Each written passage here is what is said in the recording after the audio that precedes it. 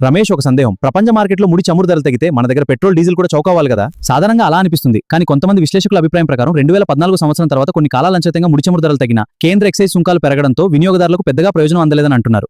అంటే ప్రభుత్వం వల్లేనా? అవును, పాలసీ విషయం. అంటే ప్రపంచ ధర తగ్గినా మనం అంత తక్కువ ధరకు ఇంధనం కొనలేకపోయామా? అదే వాదన. అంతర్జాతీయ ధరలు తగ్గినప్పుడు వాటి పూర్తి లాభం ప్రజలకు అందలేదని, కానీ ప్రపంచ ధరలు పెరిగినప్పుడు మాత్రం రిటైల్ ధరలు త్వరగా పెరిగాయని విమర్శలున్నాయి. అంటే మరి ఇథనాల్ కలపడం గురించి కూడా చాలా మంది మాట్లాడుతున్నారు. అసలు విషయం ఏంటి? ప్రభుత్వం ఇంధన దిగుమతులను తగ్గించడం, రైతులకు మార్కెట్ కల్పించడం, కాలుష్యాన్ని తగ్గించడం వంటి లక్ష్యాలతో పెట్రోల్లో ఇథనాల్ మిశ్రమాన్ని ప్రోత్సహిస్తోంది. అయితే కొందరు విమర్శకులు దీనివల్ల ప్రభుత్వానికి ఆదాయం పెరుగుతుందని, కొన్ని వ్యాపార వర్గాలకు ఎక్కువ ప్రయోజనం కలుగుతుందని ప్రశ్నిస్తున్నారు. అంటే దీనిపై రెండు రకాల అభిప్రాయాలున్నాయన్నమాట. ప్రభుత్వం దీన్ని దేశ ఆర్థిక వ్యవస్థకు, పర్యావరణానికి ఉపయోగకరమైన చర్యగా చెబుతోంది. మరోవైపు విమర్శకులు ఇంధన ధరల విధానం వల్ల సాధారణ ప్రజలపై అదనపు భారం పడుతోందని అంటున్నారు. కాబట్టి నిజమైన పరిస్థితిని అర్థం చేసుకోవాలంటే ప్రభుత్వం చెప్పే వివరాలు, విమర్శకులు చెప్పే వాదనలు రెండింటిని పరిశీలించి నిర్ణయం తీసుకోవాలి కదా. అవును, పూర్తి సమాచారం తెలుసుకుని మన అభిప్రాయం ఏర్పరచుకోవడం ఎప్పుడూ మంచిది. ఈ సమాచారం ఉపయోగకరంగా అనిపిస్తే వీడియోను షేర్ చేయండి. అవును, మీ స్నేహితులకు కూడా తెలియజేయండి. ధన్యవాదాలు.